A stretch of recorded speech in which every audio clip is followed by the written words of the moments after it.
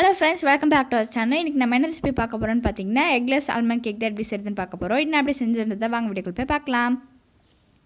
Almond cake செய்யறதுக்கு இந்த மாதிரி ஒரு மிக்ஸி ஜார்ல 1/4 கப் அளவுக்கு ஆல்மண்டை அரைச்சு எடுத்துடலாம். கொரகொரப்பா அரைச்சு எடுத்துருங்க. அதுக்கு அப்புறமா இந்த மாதிரி ஒரு பவுல்ல நம்ம ஒரு 1/4 கப் அளவுக்கு வெண்ணெய் ஆட் பண்ணிடலாம். அதுக்கு அப்புறம் ஒரு 1/2 கப் அளவுக்கு பவுடர் சுகர் ஆட் பண்ணிடலாம். இது ரெண்டுத்தையுமே சேர்த்துட்டு நல்லா பீட் பண்ணிடுங்க.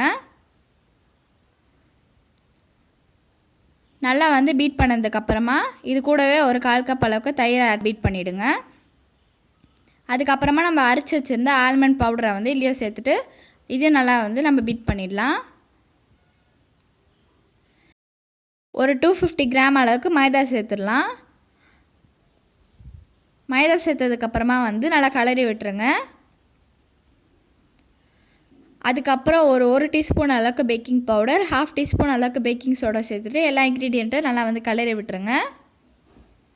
1 கப் பாலை நம்ம கிராஜுவலாக ஆட் பண்ணி நல்லா மிக்ஸ் பண்ணிடலாம். இதை லம்ஸ் இல்லாமல் நல்லா மிக்ஸ் பண்ணிக்கோங்க. அதுக்கப்புறமா நம்ம வனிலா எசன்ஸ் ஒரு 1 டீஸ்பூன் அளவுக்கு சேர்த்துட்டு மிக்ஸ் பண்ணிடலாம். அவ்வளோதான் நம்மளோட பேட்டர் ரெடி.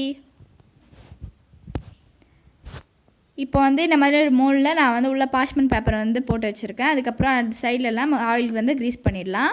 க்ரீஸ் பண்ணதுக்கப்புறமா நம்ம செஞ்சு வச்சுருக்க பேட்டரை இல்லை நம்ம ஊற்றிடலாம். ஊற்றினதுக்கப்புறமா 3 டைம்ஸ் டேப் பண்ணிவிடுங்க. டேப் பண்ணதுக்கப்புறமா நான் இந்த மாதிரி சாப் பண்ணி வச்சுருக்க ஆல்மண்ட்ஸை மேலே நான் ஆட் பண்ணிக்கிறேன். ஆட் பண்ணியாச்சு. இப்போ நம்ம பாத்திரத்தை 10 நிமிஷத்துக்கு ப்ரீஹீட் பண்ணி வச்சிடலாம்.